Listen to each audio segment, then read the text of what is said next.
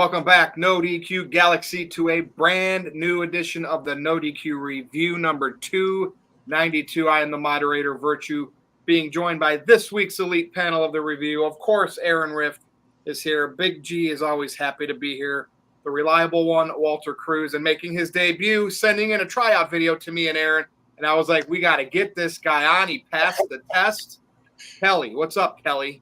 What's going on, Virtue? What's going on, Aaron? Big G, Walter, what's going on? I'm appreciate y'all for having me. Like I said, I told Aaron I've been watching NoDQ just as long as I've been watching wrestling. So I'm just happy to be here.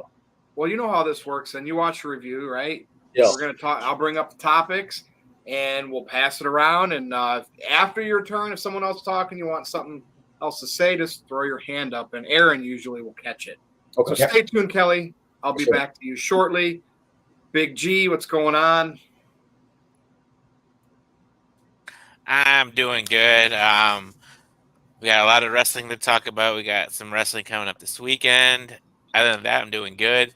I just started watching The Beekeeper with Jason Statham, so I'm excited for that. Good. But like I always say, let's get this ball rolling, baby. Stay tuned. You know how this works. I'll pass it over to Walter. Walter, you're not in you're in a new state right now, right? Yeah, I'm in Cali. Trying to get used to the 3 hours. Is this permanent or temporary? No, I'm coming back in August. I've just visited my brother, hanging out with my nephew for a while for the summer. Gotcha. So that the cousins can hang out. And so what's up? Not much. Wrestling's been on fire lately. It's good week. UFC's on fire. Jones is coming back. Like a lot of the entertainment and sports is doing well. So I'm ready to get into it. Yeah, let's just start talking. Stay tuned, and I see Psycho Jet Black is already starting, and I will pass it over to Aaron on that note. All right. Well, looking forward to tonight's NoDQ review. Kelly, it's a pleasure to have you on tonight with us. You're in for a fun stream. We got some solid topics tonight. WWE is doing very well. AEW is doing what it's doing. We'll be talking about MJF here in just a little bit. Psycho Jet Black sent in a $2 super chat. Says, hey, Aaron, ask Virtue if he likes Roman Reigns. Do you like Roman Reigns? Yeah, and when he makes his return back in whatever arena, in whatever town that will be, why don't you ask everybody else in that arena at that particular time what they think about Roman Reigns as well? I can't wait for that. Man, that is going to be an epic return when he finally shows up. It's just a matter of when. We're all counting down the days, but for now, the plot is thickening with the Bloodline. We had a major development, and I'm not sure when we're going to be discussing that tonight. I'm not sure if it's the opening topic or the main event. Virtue had 3 solid topics for us. So, Virtue, I'm ready to do this. I'm happy to be here. Kelly stole Big G's line, but I'm going to steal it too. We're all happy to be here. It's the NoDQ review, almost at 300 episodes. Chat room, wait a minute. Now Psycho Jet Black sent in a $2 super chat. Here we go. Kelly, this is what we do on the NoDQ review. And when Psycho Jet Black is here and there's a new person on, we get a lot of super chats from Psycho Jet Black. He likes to test the waters and rib the newcomer a little bit. So be ready for that. He asks this question. He wants me to ask you, do you like Roman Reigns? Hey man, I think Roman Reigns is one of the greatest superstars we've seen. I mean, I just got to be honest, tell it like it is. Like Roman Reigns, he's been doing his thing, bro. I can't hate on it. I see why Virtue wanted you on the NoDQ review tonight. Anyways, there you go. We all love Roman Reigns. Virtue, let's get it started. Well, we will talk about what happened with Paul Heyman in our main event tonight. We will talk about MJF in particular when we talk our AEW topic. But first, let's talk about the Wyatt Sicks, because we have seen now this is happening every week. Chad Gable's out there. It's like he's going through a fun house, and usually he gets, creeped away out of the scene. So they're playing mind games with him while they're delivering tapes to Michael Cole to play later in the show. And we're getting Bo Dallas and Uncle Howdy, alter egos, cutting these great VHS-style promos. And, I know a lot of people are worried about what's this group, how are the other wrestlers going to be? What are they going to be like when they're in the ring? It is a wrestling company, so this has to work into wrestling matches, and it can't be super hokey because some people fell out of touch with what they would have Bray Wyatt do when it came to that, the match time. What do you think of the Wyatt Sicks so far after a few weeks? We talked about it not too long ago, but now are we getting really invested in a Bo Dallas? Are we getting Bray Wyatt vibes, like keeping his spirit alive through Bo? They look with Bo's new look, he really looks like him. I mean, obviously they're brothers, but they're not identical twins or anything like that. But man, he really, really looks like him. And this is this great creative keeping the spirit of Bray Wyatt alive. Kelly, I will start with you. Okay, yeah. I mean, I've been liking the videos that Bo Dallas has been doing, with Uncle Howdy interviewing him. Finally, well, we all knew, but now, kayfabe wise, we know that Bo Dallas is Uncle Howdy and vice versa. So I like that development of that character. The only thing about this Wyatt this Wyatt Sicks that's kind of bothering me is, one, how Chad Gable just didn't sell the beatdown. You know what I'm saying? Like to me that kind of hurt. You know what I'm saying? That it's already kind of hurting it a little bit with that. And then I don't like how, when the Wyatt Sicks first debut at the end of that episode of Raw, what was that, like 2 weeks ago? Everybody in three the back, or so.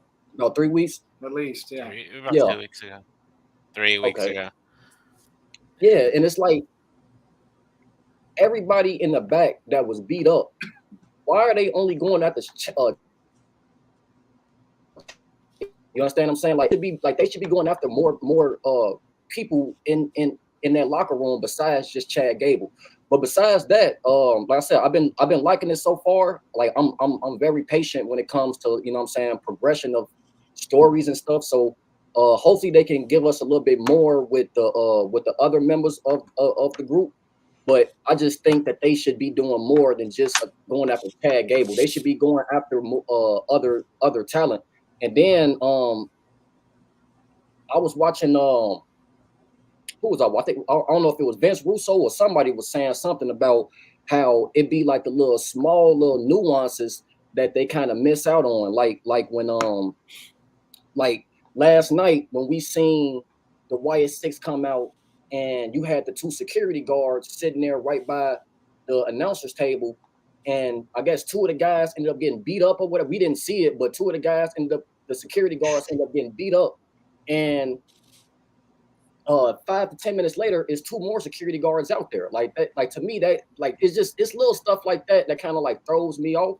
I'm trying not to be like too nitpicky, but it's just, it's just the little stuff like that kind of throws me off, because in reality, if this was real, then them security guards need to be, suing WWE, asking for some money. So it shouldn't just be two more guys that's willing to just go out there and get their ass whooped. You understand what I'm saying? So, but besides that, I've been loving the Uncle Howdy promos. Those have been excellent. But it's just the little small little things that I feel like they can get a little bit better with. I did go ahead. I did want to respond to that. So the thing with this storyline is it does still have that element of being supernatural compared to the rest of the content on the show. WWE's done a pretty good job of having more reality-based storylines, and this is a different beast. So you really have to let some things slide, like there are going to be things that don't make sense in it. But I think the key to all this is what these guys actually do when they get in the ring. Psycho Jet Black brought this up. He sent in a $2 super chat. He said, Howdy needs a great match to prove the doubters wrong. I mean, that's the real key here. And for what it is, it's over the top. Wrestling has guys doing lots of crazy stunts, and we've seen these supernatural storylines. Kane shot lightning at somebody one time. Obviously, would never happen in real life. So if you start nitpicking the Wyatt stuff, it's going to be hard to enjoy it. You just got to accept it for what it is, and not judge it too much on reality, and just enjoy the story and the spectacle of it. Otherwise, you'll drive yourself nuts if you're looking at every single little thing and you're like, oh man, this doesn't make any sense. Like, why are these security guards coming out there? And why is Chad Gable back a week later after it looked like he was shot in the head? It's kind of crazy. I do agree with that. Maybe Gable should have been off an extra week or two, but they got Money in the Bank coming up, and maybe we'll find out like why Gable specifically is being targeted. I think the reason is that they probably have a reason. Triple H himself said that they're focusing on coming up with a story that they want to get to, have that destination, and then you go on the twist and turn. So they probably have their reason why Gable's targeted, and it's just we have to find out where it's going, and we're going to have the twist and turns and all that. So just wanted to throw that out there. But yeah, I do agree that Chad Gable maybe could have taken a little bit more time off, or they did give him like he had like a little cut on his head. So. You know what I'm saying? Yeah, but it basically looked like he was murdered on that show. One thing that's exciting to me, this last thing I got, one thing that's exciting to me about this whole thing is like I said, the other members of the group, like which I'm trying to figure out which one do I think is probably gonna be my favorite, because it might not be Uncle Howdy, it might be Huskus the Pig or whoever the other guys are. So I'm more interested. I'm trying to see about the other characters, but like I said, we gonna get to that as the weeks and weeks go on. Yeah, and I just wanted to add one more thing. So I've seen everything, so I don't necessarily think like it's crazy that Chad Gable came back the next week, because I remember watching WCW and Hulk Hogan was on the roof with the Big Show, Paul White, and Big Show fell off the roof of the arena. And then he was back for the main event basically without a scratch. So that's the wrestling I grew up with. I'm used to this stuff where these guys, something crazy happens and then they're literally back like an hour later as if nothing happened. And if we go back to the original Wyatts, the first half, Bray sold the most unbelievable promos. He had really, really good matches against Daniel Bryan, multiple ones against John Cena, Hell in a Cell against Roman Reigns. I mean, and we cared about Luke Harper, like he was a cool character. And you just cared about the group. And then, of course, when the Shield met him face to face, the Shield were red hot. It was just the perfect blend. And that's what they need to do here. They need to make people care about the Wyatts, or the Wyatt Sicks, all of them, and feud them against the right people. So when it does happen, and we see these confrontations and they have matches, people are in awe of it. What do you think, Walter? Yeah, I'm enjoying it, but I'm intrigued with the Bo, but you can't – I don't even know if we're going to call him Taylor or Bo, if Bo is dead, basically, because of what that Bo Lee, they don't want you to remember that part of him. So I don't know if he's going to continue to be Bo Dallas. But we do, like you just said, we need the connection with everyone, but you can't do those kind of interviews with everybody. So it'll be interesting once they get in the ring. I think I've reserved judgment for when they in the ring, because I think maybe Uncle Howdy should be the only one that talks and has the voices. Everybody else is just whipping your ass. They don't need to talk. They can just jump you and do everything else that they got to do. They don't need to talk. It's Uncle Howdy that lets us into the psychology of it. Everybody else can just be the badasses that they need to be. So it'll be interesting, especially like when we get to Survivor Series, where like the key is always teams. I know we've been doing war games, but you bring back classic elimination teams, you need groups like the Wyatt Sicks. And then I think this is going to lead to when Chad reforms everything with the creeds. I think you're going to get a new Alpha Academy, and then that'll probably be the Wyatt Six's first big feud. So it'll be interesting to see where they go from it. I mean, I guess the story is that the reason they're picking at Chad is because he left his family, but Chad said it right on Raw too. They should be going after Jay, because Jay abandoned his family. He left the Bloodline, but I mean, there's a lot more psychology to why Jay left the Bloodline than to Chad. Chad's been treating Otis and everybody else like crap, and they finally had enough. So maybe we've seen this before, enforcers, and like that's what the Shield said they were. Remember, they were the enforcers. They're standing up for people that have been bullied. Remember, that was the excuse as to why they weren't really heels or faces. They were beating up whoever because they were just standing up for everybody. But it seemed like maybe the Wyatts are going to be WWE's enforcers. But in terms of the security, we'll never know. It'd be interesting because we all know the little backstage nuances of maybe those two will be the main event of WrestleMania 50 one day. So you got to remember these faces and these security guards because you never know when you'll see them again in the future. Now, Walter, is it too far? Will it be too far if WWE, because they're obviously doing the personality clashing thing like Bray with the Fiend, with Bo and Uncle Howdy. How far will they go into making Bray Wyatt's past part of this? Do you think we get holograms of a Fiend, or Bray or Bo dresses in a Fiend costume at least once for a holy shit moment? Like, do you think they go there, or do they just kind of develop all these new characters and we just all know that this is kind of like a Bray Wyatt thing, but they never really reference him? What do you think? I mean, it's, he's passed away, but he would want them to do whatever they can to keep the ball rolling on his vision. So what do you think with something like that? Yeah, I think they'll make some references, and Uncle Howdy probably has to redo the Fiend at least once, just the holy shit, like some rivalry where the third match, like, it's tied up or whatever, and then the third match he just comes out like that as I'm winning this to help with that, and then like their own version of a Hell in a Cell, like some weird dark Hell in a Cell. It's like a spooky match. Like, you could do so much, but yeah, I don't think they'll let you forget about Bray Wyatt, whether it's a package or anything. And from what I heard, there might be stuff like a lot of Bray stuff is written down in the book. And if Bo has this book, they might try to make all this stuff come to life. It's like a notebook that Bray had with all his ideas in it. If Bo has a handle on this. And that guy that works with the masks in the store, all those people, I'm sure WWE has working with this. They know Bray. Like, they have probably a lot of his ideas that they discussed, right? Because at one point, one of those guys, we're going to have Bray in some horror movie that never happened. So there's a lot of those ideas, I'm sure, that other people know, and they can share them with us. And that would be cool to like have Bray's legacy live on. And so far, we're getting that in subtle ways. Big G, go ahead. Your turn next. Yeah, I'm digging this whole the past couple of weeks with the interviews with I'm gonna say Taylor, because they haven't really officially said Bo Dallas. Taylor and Uncle Howdy. I dug the it was wasn't really like a haunted house again, but the whole thing with Chad Gable walking up the ramp and seeing Huskus and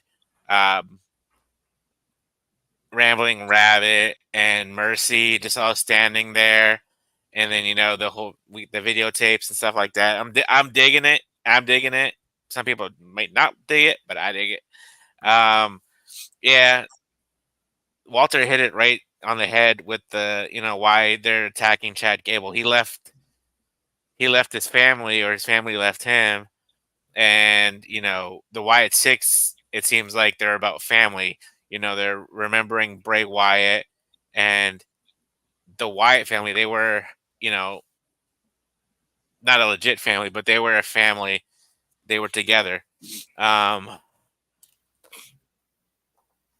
far as, possibly Taylor like dressing up as the Fiend, I can probably see that happening. I know they had a new Fiend costume come out before Bray passed, and that was supposed to be his final form. So maybe if they do some altercations on that, they could have Taylor come out as the Fiend, like Walter said, maybe in a series of matches, and it's tied up, and they do some kind of either maybe another cinematic match with the Wyatt Sicks, or a Ring of Fire match, or Inferno match, whatever you want to call it, or even a Hell in a Cell match, and we get another form of the Fiend.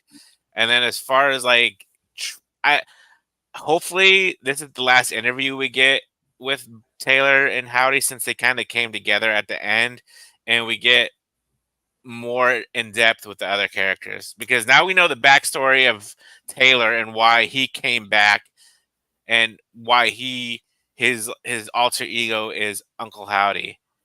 But now I want to see why did Dexter become Mercy the Buzzard? Why did Eric become Rambling Rabbit? Why did Nikki Cross become Sister Abigail? Why did Joe Gacy become Huskus the Pig? I want some kind of development with them, and I think they can do it with the people that they are working with. And like Walter said, I think even in the Peacock documentary about Bray, they mentioned a book about all of his different ideas. And now with Triple H at helm, I think a lot of this stuff can come to fruition, and people won't complain about it as much like they did with Bray Wyatt.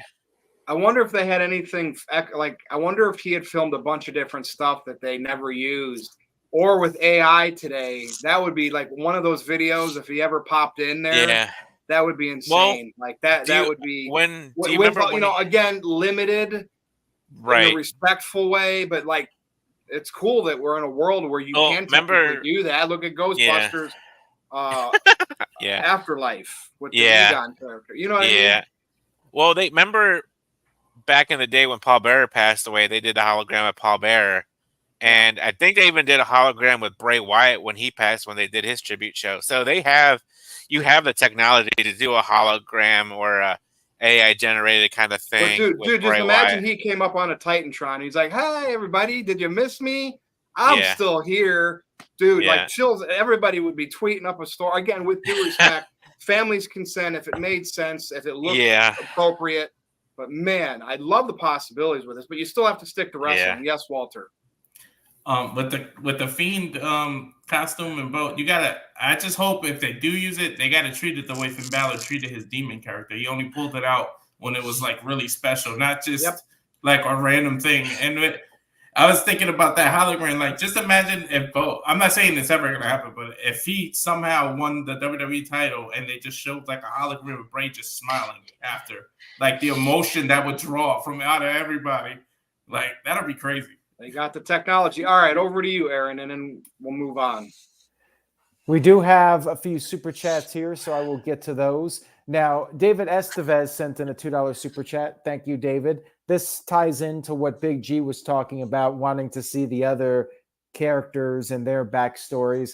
David said, do you think that the members will also talk to their doubles? Like, will we have Joe Gacy talking to, which one is he? Huskus. Will he talk to Huskus? Will we see that? And will this be the last of the Uncle Howdy talking to Bo Dallas? Because we do understand a little bit more of his motivation and what he's trying to do here.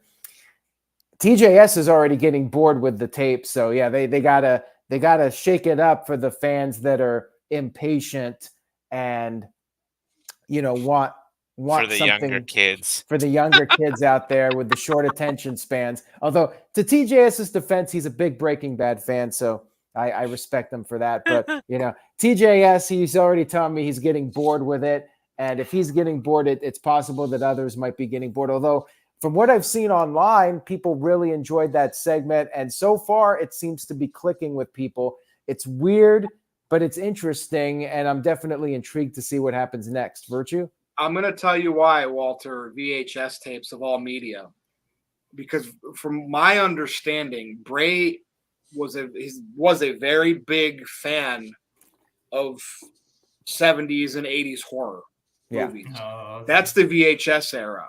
Right. So it makes, anybody that knows him that's producing, and that's perfect. That is the era of horror too, by the way. Yeah. And I know people today say, well, we have our era. It's probably a sentimental thing that ties into his likes, and I love it. And I picked up on it. It's, again, speculation, but it makes sense. Yeah, for sure. Yeah. I think of when I was a kid going to the video store and VHS. Checking out all of the horror movies, all the Friday the 13th VHS tapes and Nightmare on Elm Street, Halloween. I loved just looking at the boxes and looking at the back and all the anticipation of watching them. Just what I'm getting with these VHS tapes? I'm getting like the Ring. I'm getting the Ring vibe. Like, you watch the tape and then you got 7 days. Well, and she's the one that's delivering it, Nikki Cross. Yeah. So it's like, Sister Abigail or the witch, whatever. Yeah, I mean, it is its own little entity different. But as I said earlier, I think regardless of what they do, will Bray Wyatt through AI somehow be involved? Dude, regardless of what they do, I think the key is they got to have these guys deliver in the ring. Yep. It needs to be, it needs to be like kind of the original Wyatt family where they were regularly having matches. Like we had the Wyatt family versus the Shield. Those matches were very memorable. We need stuff like that. And they do have the talent here. You got those guys that can go in the ring. So that's going to be the key to see how that works in with everything else that's going on. But yeah, I always found it weird, with any supernatural character, like they're doing all these crazy things on TV, and then they get in the ring and they start having a regular wrestling match. And you're thinking, well, if these guys have supernatural powers, can't they just like shoot a lightning bolt at their opponent or, turn out the light and have them knocked out instantly and they win the title? But then, when the bell rings, they end up just having a normal match. So you kind of have to overlook that and just accept it for the way it is. But yeah. And think about this, Aaron, how long did it take for Undertaker to start having what we could have thought as his memorable matches? He didn't have any the early on. No. But then, Boiler Room Brawl might have, in that mid-90s era, maybe it started clicking. Yeah. So, once he started working with Bret Hart and Mankind, that's when Undertaker started to have some good matches, and Shawn Michaels, of course. But I want to say when he came back in 2004, I thought like his matches were a lot more. Well, that's more me with Undertaker 2004 because I really didn't watch him when I was younger. So that's why I think like when Undertaker returned at WrestleMania 20 and on, those matches clicked more with me, and I remember more of those matches. I actually think he peaked in like 2007, 2008 when he did the match with Batista, the Royal Rumble with Shawn Michaels at the end, that ending sequence, and then the storyline with Edge. Like those were Undertaker's best matches, and of course the Shawn Michaels WrestleMania match. He really peaked towards the end of his full-time run. He was doing really good, better matches than he was, and besides that, probably like 97, 98 was his other good era. Big G? One more thing before I move to the next topic about the Wyatt Sicks. I don't want to see any of the red lighting, and I want them to... Especially not for a whole match. Yeah, and then I kind of want them having like squash matches, like be dominant. Don't have them losing right away. You want to keep that supernatural effect with them. So... Yeah, I'm not a fan of the lights, but I never was either, to be honest. We'll see what they do. Mr. Anderson sent in a $5 super chat. Thank you, Mr. Anderson. Mr. Anderson said, "Can we get the three faces of Bo? The one that believes the new improvement, no, and the Uncle Howdy Bo." I think he meant Bo, the new improvement Bo, the Uncle Howdy Bo. I mean, as long as they're not just blatantly copying Mick Foley, like I would be fine with him having more characters, but let's focus on what they got right now. He's got Uncle Howdy, and then we got Bo Dallas. Let's see where that goes, and then down the line, if it's working well, they could potentially add a new layer to the character. I mean, that's what Bray ultimately did. He came up with the Fiend later on. It wasn't something he had during the early years of the Wyatt family, and Kelly, do y'all think that they gonna have them, like all the members of the Wyatt Sicks? Do you think they're gonna wrestle in a mask, or they gonna have to take them off once they wrestle? We talked about that when they debuted. We'll see. Let's just see what happens when they do it. Yeah, they're obviously gonna have something on. Like Bray wrestled with the Fiend mask on, so it would be something tighter like that, not big old loose masks or anything they would walk to the ring with. Yeah, and I'm still wondering if they're actually gonna have it revealed that these were previous WWE stars like Dexter Lumis. Is he actually going to be referred to as Dexter Lumis at any point, or is he just going to be Mercy the Buzzard? I'm still not even 100% sure who is who at this point. Off the top of my head, I just have to think about all the characters. We got to get more used to them since they've been gone for so long, and we're getting used to them. I'll write in the message like who is who, so you remember. Okay. Well, I think we're ready to move on. We spent a good 25 plus minutes talking on this. Now, before we get to Virtue's next topic, Psycho Jet Black threw us a little bit of a impromptu topic. Dijak leaving WWE and comments. Well, I'll start. I I liked Dijak. I think that he was doomed when they gave him my legal middle name. For those of you that don't know, T-Bar is legit. Shoot, my middle name. My dad gave it to me. My dad was a musician. T-Bar is a type of guitar, T-Bar guitar. So that was where he came up with that. That is my shoot middle name, T-Bar.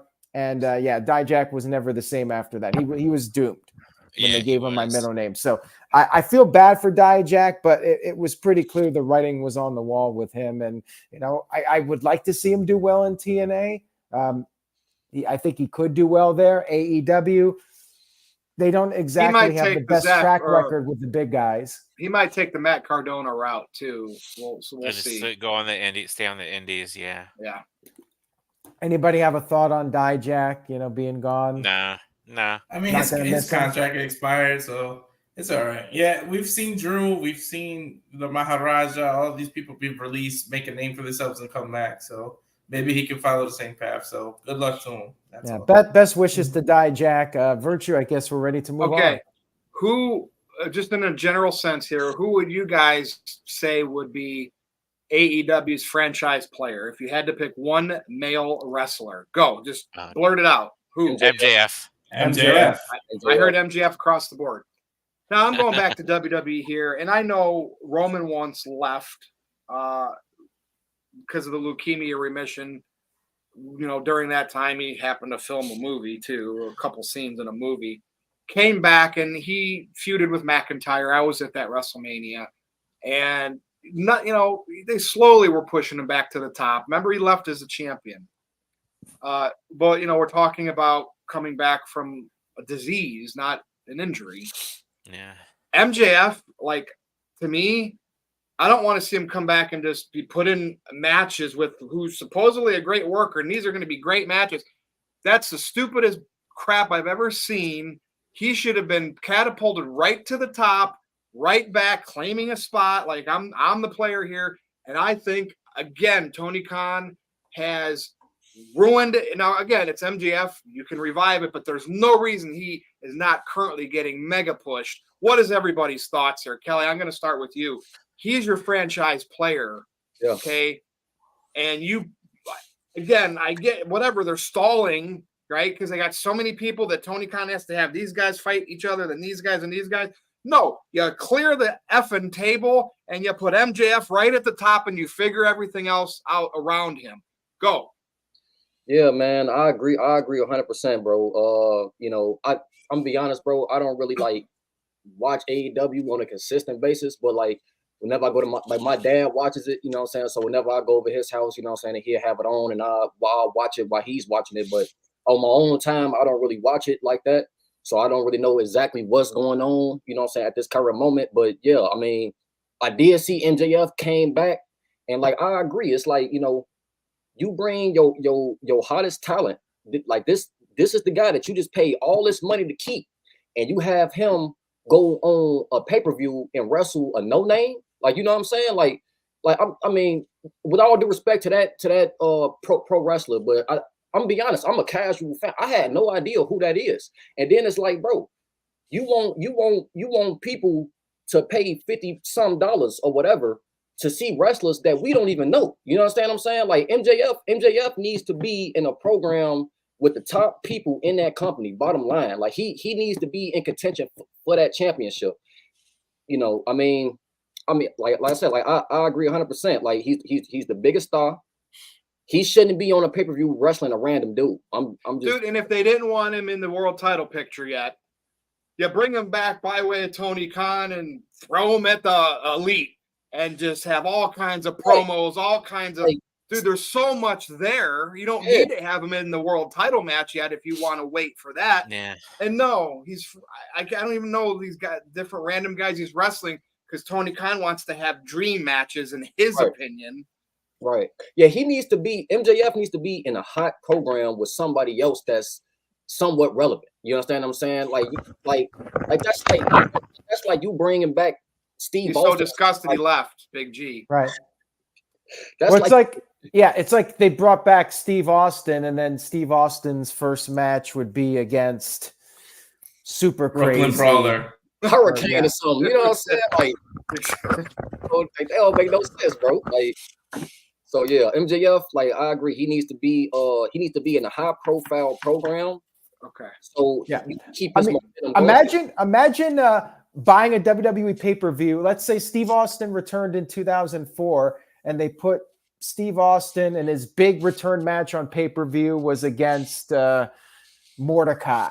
Like, would you buy a pay-per-view to see that? Yeah, and it's like, yeah, like it's cool that we seeing Steve Austin, but we want to see Steve Austin do something important. Like we don't want to see Steve Austin doing nothing that's irrelevant. You know what I'm saying? We want Steve Austin versus Bill Goldberg. We want Steve Austin versus Brock Lesnar. We don't want Steve Austin versus Mordecai on a pay-per-view we're spending $50 for. Exactly. And it's the same thing how they need to be treating MJF. He's your top star.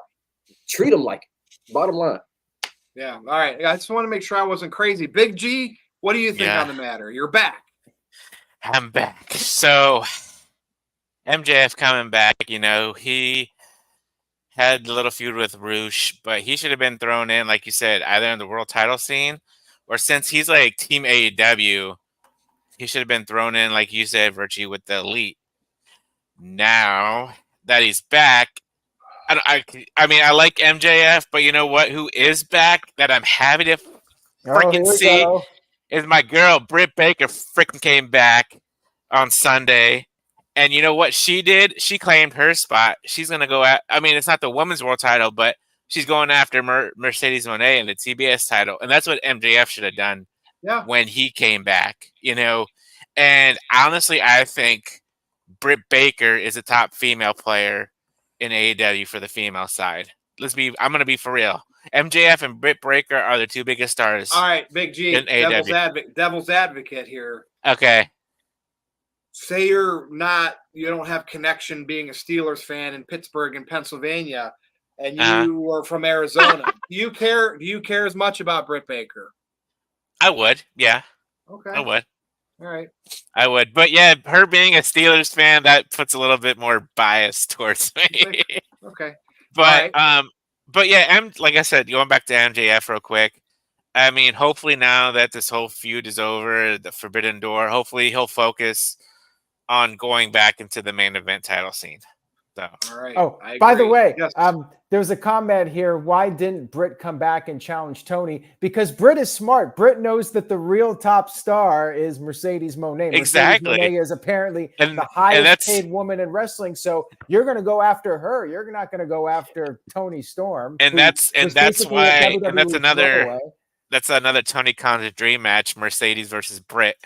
Yeah, but I mean, I actually think that makes sense. Like if I in kayfabe terms, with all due respect to Tony Storm, but if I'm coming back, I want to go after the legit biggest star in the women's division. And again, with all due respect to Tony Storm, Mercedes Moné has that star power. At least, you know, she's coming from a place where she had the star power, and you know, she's the mid-card champion, but she's the highest paid woman there, so she's the top star. Bottom line. All right. Well, you know, and back to my Roman Reigns coming back from leukemia. I know he ended up settling in a feud with Drew McIntyre, but at the time, Drew didn't have that Royal Rumble pandemic run, what he's done recently. We all still liked Drew and wanted him pushed, and it was great that he got to work with Roman, but it was like, you know, so it happens. These companies do slow roll their stars, but like, I mean, MJF, I think he could have jumped right back in there. That's just my opinion. What do you think, Walter?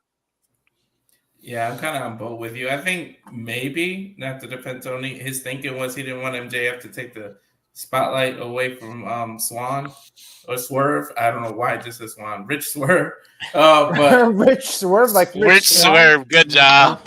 Good job. I was based, but Swerve, he didn't want him to take the spotlight from Swerve. Smoking a little bit. The moment. Yeah, so maybe that's it, but. You know, when he came back, he had the AEW tattoo and all this stuff. You should have immediately put him, like you said, Virtual, against the Elite to defend Tony's honor. Like, this is my boss. This is the reason I paid the big bucks to bring him back and sign him to this contract, was to defend me. And it's they could have got so much out of that. Because like, he should have been like, sure, I called you a mark, Tony Khan. Yeah. But that's okay. Like, you know what I mean? They could have just played up on the history of the passionate promo he had in the past. but I'm still here about AEW, and that's what I'm a mark for because I'm working for the best wrestling company in the world, and these guys are trying to flush it down the toilet. Just something like that. I did it out of love because I wanted a better show, and I wanted to light a fire in your ass. He could have said stuff like that, and it's like these people are taking it all away from you. Yeah, and then one by one, he should have been able to take out the elite by himself. Maybe he could have used a little help, but one by one, he could have took them individually out till he got to the whatever their final boss would be. I don't know if it would be the young Bucks. I hate calling them that. I want to say something else, but we can't curse. But the young Bucks the young or no, something that rhymes with that. But then effing freaking yeah. But then I don't know. But that's what I would have did. So I don't know what Tony's thinking, and that's why he needs somebody. We've been talking about signing, Shane and this weird stuff we've been talking about. That's why he does need help. Because who else? Somebody would have smacked him in the back of the head and said, "Yo, MJF's your biggest player. Like, dude, what are you doing?" Remember when Stone Cold would be on every half hour of Raw? He'd have either a segment, a match, a promo, or whatever, and you'd see him 3 or 4 times at the end of the night. He'd get arrested, but then he'd come back. You'd still hear the glass break. Tony Khan needs to treat MJF like that on his show, and not have to be on all the shows. Just Dynamite. Make your main show. Have your main star threaded with intrigue to keep people tuned in, and they need ratings. And I don't know. All right, Walter. Anything else before I pass it to Aaron? No. Okay, Aaron.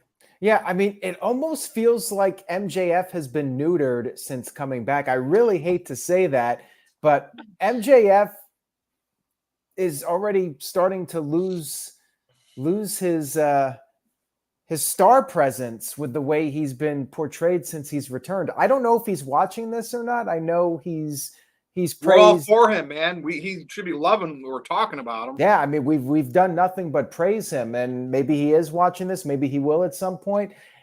I think that what he said, as far as his excuse for why he's not going for the world title, I'm not buying it. He did this interview, and he said that he wasn't going after Swerve right now. He says the timing's not right. He's not 100%, which I do not buy. The timing is right. What pay-per-view is coming up? All In, Wembley Stadium, one of their biggest crowds of all time. The time is 100% correct.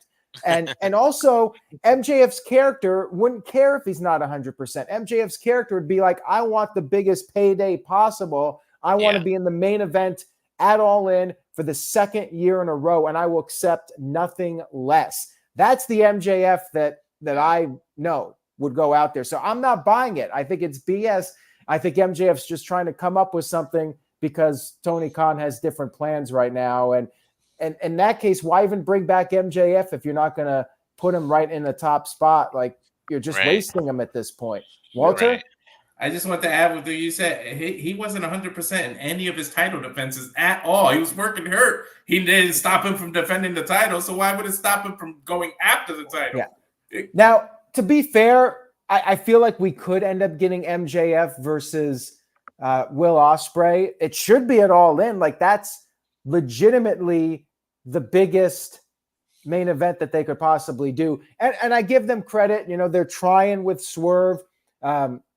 Ospreay put him over at Forbidden Door, and MJF put over Swerve for being tough. You know, he doesn't want to get in the ring with Swerve when he's not 100%. Swerve's the real deal. You know, they're trying to help out with Swerve and make his title run memorable. But yeah, I think that Ospreay has a lot of momentum right now. MJF has been the biggest star in the company, and MJF should either be facing Swerve or Ospreay at All In. Daniel Garcia is not going to cut it for me. Like, to me, they teased that for All In. Daniel Garcia versus MJF. Come on now. Like, with all due respect to Daniel Garcia, that's a stinker. It's got to be MJF versus Swerve or Ospreay. Or what are we even doing here? Yeah, that's not. Is Adam Cole not medically cleared still? Because no, he's not going after them either. You know, and you can have triple threats as well. Yeah, you could, but you know, Tony Khan doesn't really like triple threats. But one more thing. Now I lost my train of thought. There was I asked something you else. if Adam Cole was cleared, and then you were going to go on there. So Yeah. there was a comment in the chat room about the Undisputed Kingdom. Why is MJF not going after them? Well, I don't think anybody really wants to see MJF versus Roderick Strong. I think there was one comment, but that's not no money, man. Ain't no money in that. yeah, I mean, again, with all due respect to Roderick Strong, you know, he's a lackey. That's his character. Adam Cole's the star of the group, and he's injured right now. So there's really no point in MJF going after those guys. They could have done MJF versus Wardlow, but they completely killed off Wardlow. I mean, he's doing absolutely nothing. What Like, happened to Wardlow? I forgot all about Wardlow. What happened to Wardlow? Where is he? I don't know. Somebody should ask Tony Khan. But then Tony Khan happened to Wardlow. He'll be like, Wardlow's a great talent, and you know, we're working with him. You know, things happen. We're shuffling guys in and out. That's the same thing. Question. That's what he said exactly with Ricky Starks too. If he knows their contract is expiring, he's not going to talk about them.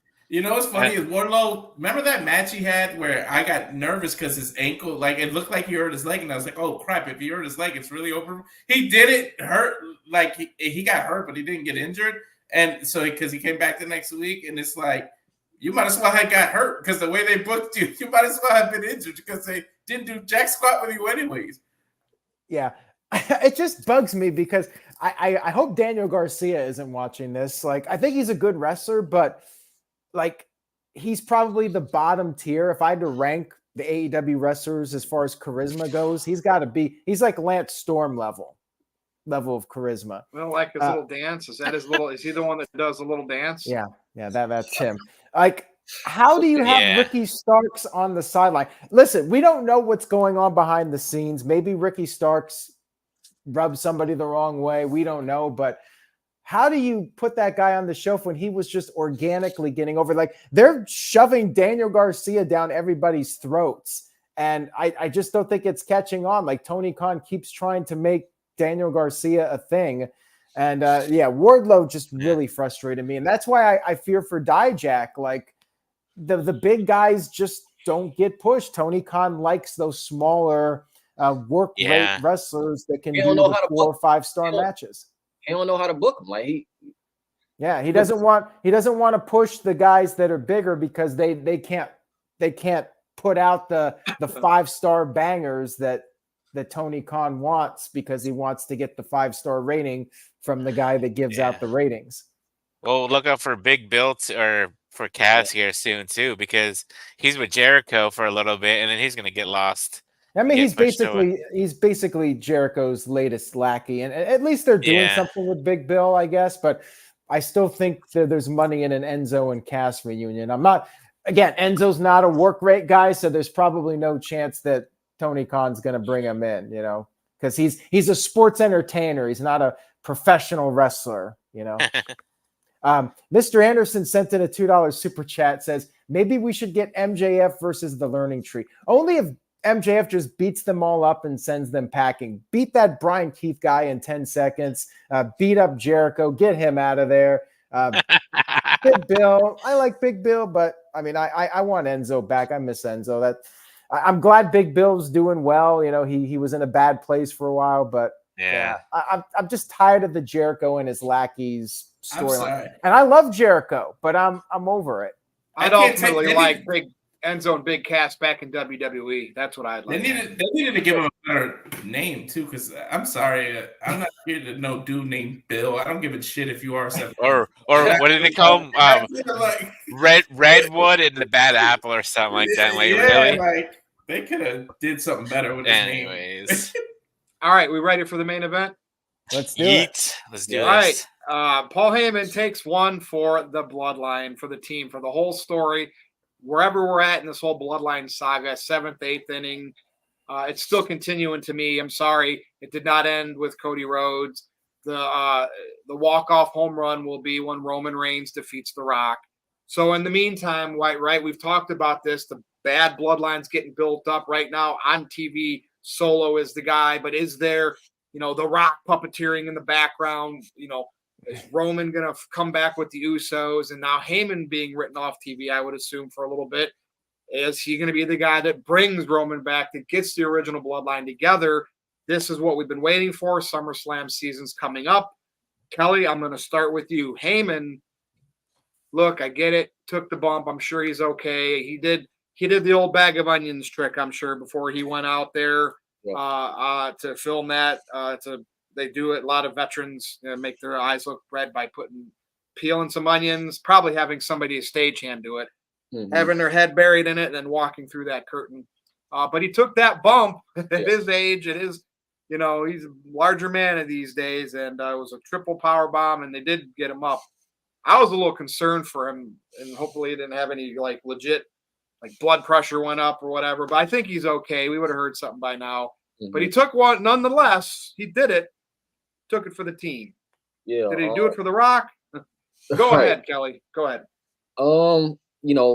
That was an excellent segment. The only thing that kind of bothered me was the constant blackouts from Fox. You know what I'm saying? That was the only thing that kind of was blowing me about it. But that was a fantastic segment with Paul Heyman and Bloodline.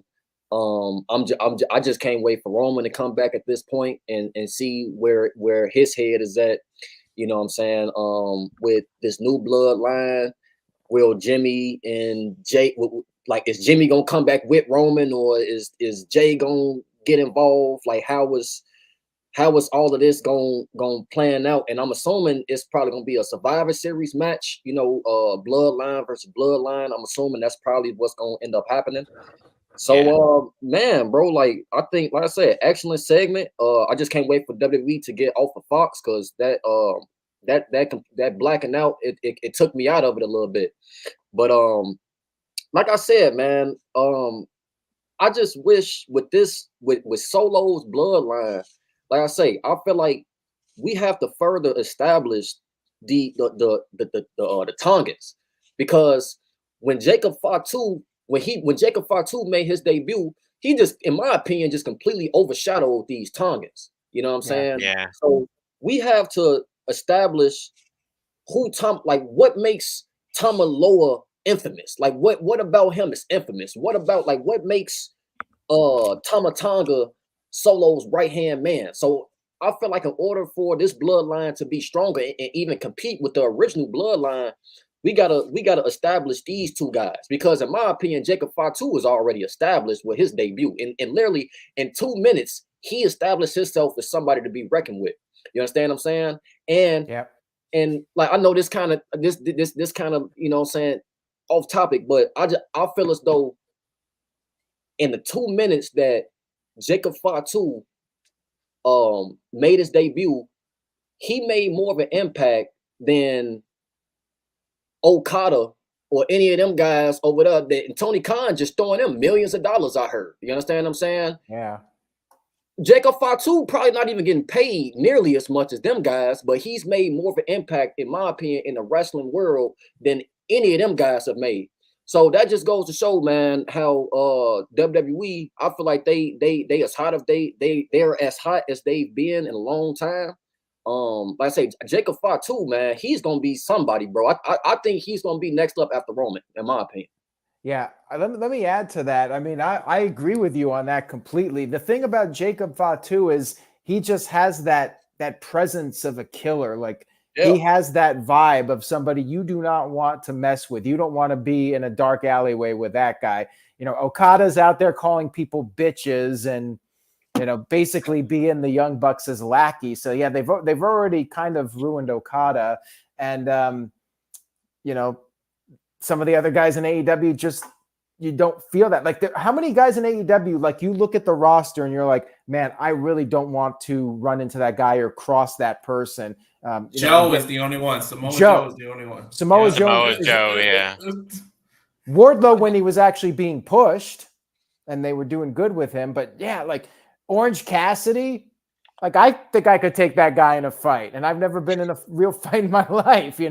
Half the roster, I feel like I could. I would say I would say Moxley a little bit, just because he's just I mean, I don't know how he is in real life, but if you ever crossed him and you saw his matches in AEW, you'd be like, all right, yeah, I don't want to mess with this guy. Mine is more like he's just nuts over. And you know what? Yeah. Just pull out a piece of barbed wire and he'll run into it by instinct because he's always got to bleed. And Moxley not a small dude. Moxley like 6'4". He's not a small dude. So I don't think he's 6'4". I think Moxley's like. I think he's 6'2".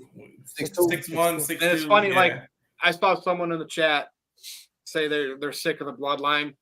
Well, when Roman comes back, watch the arena. Everybody in that arena is going to be standing on their feet, paying attention to what's about to go down. Right. So I'm counting on my hands the amount of people sick of the bloodline, and I haven't got to have to use another set of hands or toes yet. I can't wait to see like where the Rock ties into all this. Like where's the I can't wait for that, man. But that's probably gonna be around Royal Rumble, WrestleMania. Yeah, that's gonna be interesting to see, man. Like, is the Rock gonna be aligned with this? Again, he's the puppet master. They got their, as Triple H would say, they got their destination, and we just got to be patient. I'm fully confident that the Triple H knows what he's doing, and they got a game plan of where this is all going to go. And they're just, they're letting it play out very slowly, taking their time with it. No rush. We're going to have Roman come back pretty soon, and business has picked up. Like it's definitely getting more interesting. And Jacob Fatu, great addition. And I agree with you, Kelly. I do want to see more out of the Tongas and really elevate them. Yeah. Very important that the Bloodline has a strong showing at Money in the Bank. You really got to put those guys over big and give them some credibility. Yeah. Okay, Walter, what do you think on this situation? Heyman taking one for the team. I love it.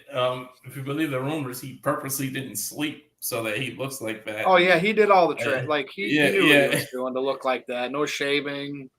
I love it, and the whole, like the way he set it up. He's like, "I love you, but I did not. I acknowledge that you are not." Like the way he said it, the pop in the crowd. I can't wait till he comes back because it's like Roman's music is gonna hit, and he's gonna get this huge pop, and then Roman's gonna take a look over his shoulder, and Paul Heyman's gonna come out to his own big pop. Like I can't wait to what they do when Roman comes back because now Paul Heyman's gonna get a big pop. Paul Heyman has always been respected and feared by the audience, even though he's a heel. But now they've actually made him a face. Like, I don't think Heyman's ever been a face. Like, no. So, like, for him to, like, actually get cheered and be a face, even though he knows people respect him, it's going to be totally different. It's something to see. Like, I can't wait for what they do. But Heyman, kudos to Heyman. He's got to be, I mean, they call him an advocate, not a manager, but he's got to be up there. If you don't have him in your top, like, 3 managers of everybody, you smoking better stuff than mine. Because, like, Heyman's up there, man. Like, and he's just so smart with the, he understands the business so much. And for him to take a bump at 58 years old and trust these behemoths with his body, these are big dudes, man. Any slight thing could go wrong. And you gotta love it. And it's like, I just can't wait for the repercussions that Roman's watching this. You gotta think Roman's watching this, and it's like you threw my wise man through a table. Like, I just can't wait to see where it goes. And shout out to that man for being willing to do this. And yeah, he did every little thing. He's been not shaving for months and going nuts. You can see how scared it. Even a couple of weeks ago with Punk, when he said, "Take me with you," it's just every little thing he does, it just strikes gold.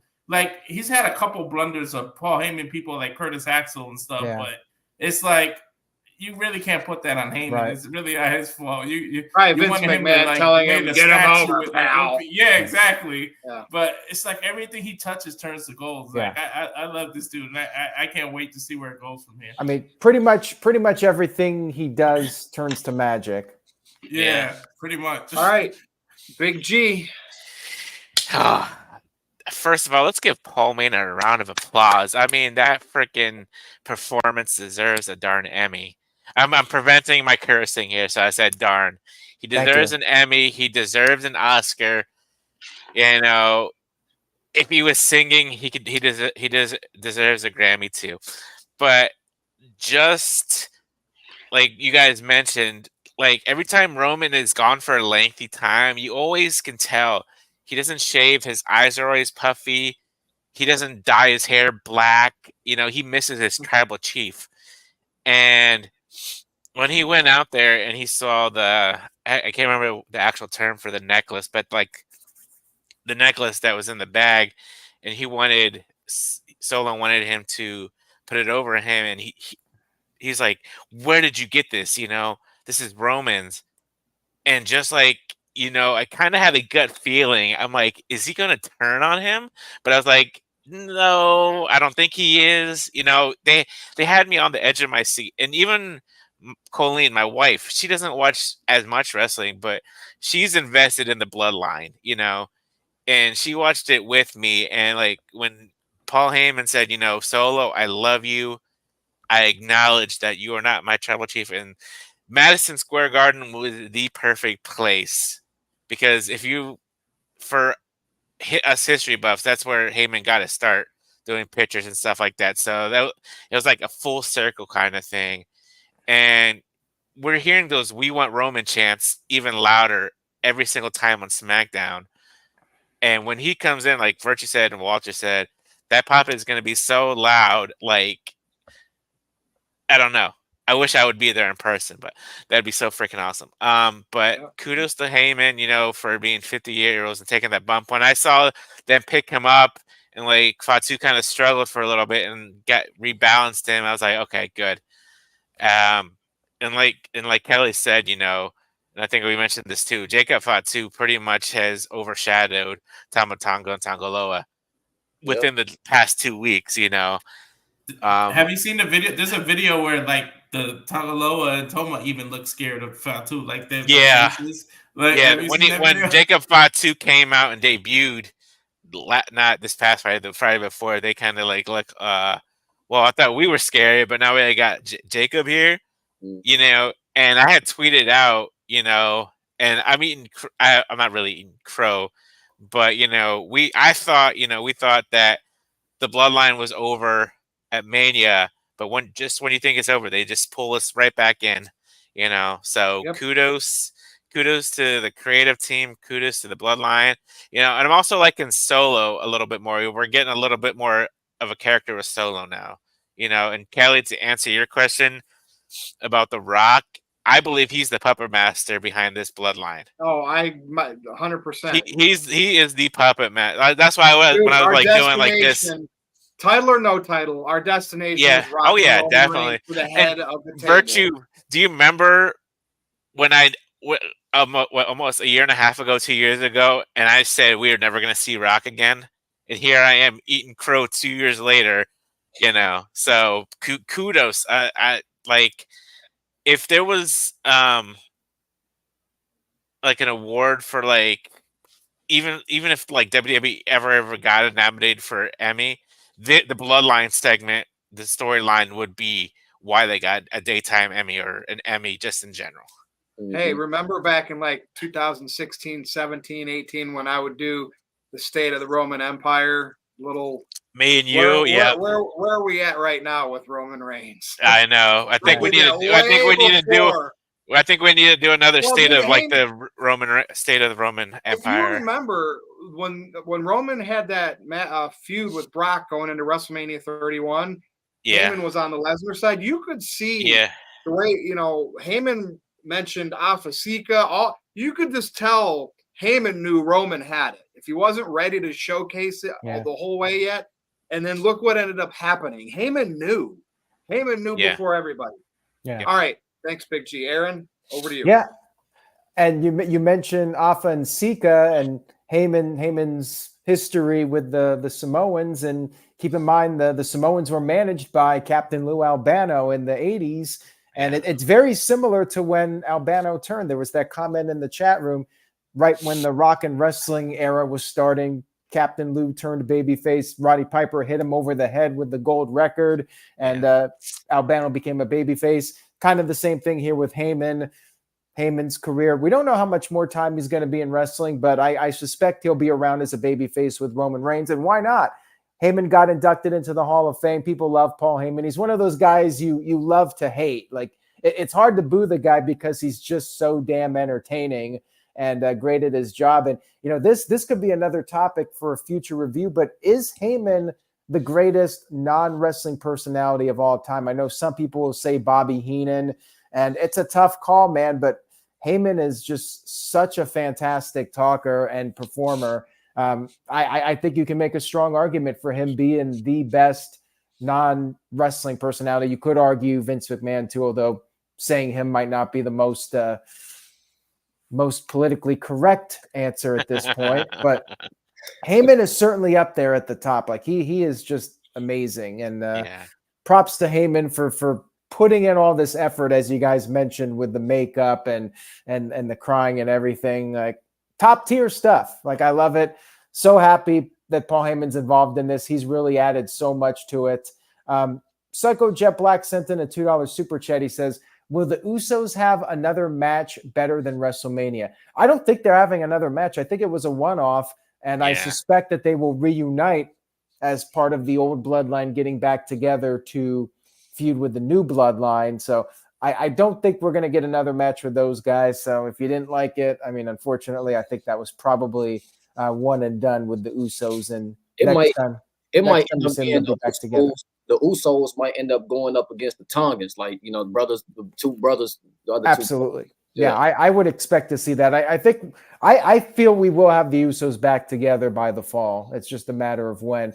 And, you know, of course, the question is, will Jey Uso win Money in the Bank? Well, you have to stay tuned for predictions. More on that in just a few moments. And Mr. Anderson sent in a $5 super chat. Thank you for that. I appreciate it. Says, you guys are all wrong. We will get it was me, Austin, all along with the Bloodline, and the higher power is Rikishi. I mean, I think people would be disappointed if it was Rikishi. Like, there's other ways you can get Rikishi involved without putting him in that kind of a position. Like, look at the documentary they're doing with how the whole Cody stuff happened. Roman Rock Cody. You tell me they're not already planning. Cody's still involved with it, and I expect him and Rock to still have their feud, that it's going to end with Roman and Rock. They're telling you that story by putting these documentaries on there. Mm-hmm. I think you use Rikishi to reunite the Usos. That's what you use them for. I actually think that's a great way to utilize Rikishi where Jimmy needs help, and Jay, you know, obviously is not going to be so forgiving, but then Rikishi comes out there and say, you guys are blood, you're brothers. Brothers fight, brothers have issues, but you guys need to look past that and look at the greater good. Big G? So they mentioned in the comments, but I was thinking about this too when they took out Heyman. Do you think Solo's gonna get his own wise man? I know, like, they threw out like Armando Estrada out there and stuff like that. Do you think Solo needs a talking piece? Wouldn't hurt. I mean, Solo's not the best talker, and I'm not sure what Jacob Fatu's mic skills are like. Although to me, he seems like the type of character that probably shouldn't talk too much. Yeah, like, exactly. I like him kind of acting crazy and being a wild animal. Like, I don't think him cutting these articulate promos would fit his character. So yeah, I mean, I think Armando Estrada would be a nice choice, and there's already comments about him. Since he has that tie-in with Umaga, so we have that history. Exactly. I like that. I think that's a solid idea, and I think he even teased it on Twitter, so we'll see if that ends up being the direction. All right. But on that note, I think we're caught up. Let's go around and say our final things. And go ahead, Kelly. Thanks for doing your first No DQ review. I appreciate it, man. Like you said first, so hopefully you'll have me on for some more. You know what I'm saying? But absolutely. Thank y'all for having me on. I don't got really nothing to plug. You know, I didn't get off social media for like a little while. So, you know, appreciate y'all for having me on. And it's been a hell of a time. And yeah, thank y'all. Have a good rest of y'all day. Appreciate having you on. You can stay on until we leave. Okay, for sure. Yeah. All right. Thank you. Big G. Yes, you can follow me on TikTok at Big Baller G 1988. NoDQ _ Big Baller G on the X, Twitter. NoDQ Big Baller G 1988 on Instagram. And I'm going to do it for you, Aaron. This Thursday, NoDQ.com's predictions for Money in the Bank at 1 p.m. Eastern. That's right. And yes, those are my Twitter handles. Yeah, sorry, handles. I was delayed in putting up your graphic, but you're good. Yeah, those are my plugs. And here's the other plug. We got the predictions coming up. Virtue doesn't work on holidays, so he will not be joining us for predictions, although he's always invited. He's always welcome to be on. We got predictions, 1 o'clock p.m. Eastern, 4th of July. just because there's no other day for me to do it. So why not do a little bit of predictions? And I asked around. It seemed the general consensus was we were best doing it earlier in the day. So 1 p.m. it is. 1 p.m. Eastern, we'll be doing predictions. I believe good old JM, Jeff Meacham, will also be joining us. All lineups are subject to change, and got a few other people lined up. So tuning in for that. And Walter, I guess we'll throw it over to you now with your plugs. Hey, that's only 10 a.m. here. So, I mean, if you need somebody, I could jump on there for you. Sounds good. Yeah. So on Twitter, I'm at Walter Alex Cruz. The business Instagram, as I call it, the Calfire Farms, and at Rage of Wrestling, which on demand now, the UFC 303 watch along, which just happened last Saturday. So if you guys can check that out and give that a like and subscribe. That's it for me. As always, thank you guys for having me up here. All right. Thank you for that. Virtue, we can go ahead and wrap it up. Go to nodq.com/merch and get shirts like this. X.com if you dare at nodq_virtue. That's all I got. This has been this week's NoDQ Review 292 for Aaron, for Walter, for Bit. There's a super chat. Oh, there we go. We're in overtime. See, this is what happens, Kelly. We get into overtime at the very end here. This guy Experience sent in a $2 super chat. Says, the B Squad returning? I'm still up for it, Aaron. The B Squad. Is that the B team? Is he talking about the B team? Sure, but I don't know what he means. Bo I Dallas? think he means the B team, but that was Bo Dallas and Curtis Axel, wasn't it? Oh, God. Well, you know what? Oh, maybe. I remember that. We did get Bo Rida out of that. So, you know what would be funny? Like if they did one of those cinematic matches, like a Firefly Funhouse or whatever, if we got like just a cameo of Bo Rida, like that could be that other alter ego, because you know how Bray Wyatt did like the workouts and he was kind of being comedic. Like if they did that with Bo Dallas, we got Bo Rida returning. I would pop for that. That would be awesome. So that there would be a way. Oh wait, Psycho Jet Black sent in a $2 super chat. We're in After Dark now. Psycho Jet Black sent in a $2 super chat. Says, "Hey Kelly, ask Aaron about Rift Aronson. Don't do it. If you know what's good for you, don't do it." You know who that is. Okay, good. Perfect. Good. I'm so happy to hear that. All right, guys. On that note, we're heading out of here. Virtue. Good night, everybody. Final thoughts. All right, we're heading out. That's it. Good night. We'll see you next time. All right, see you next time, folks. Deuces. Ooses. Adios.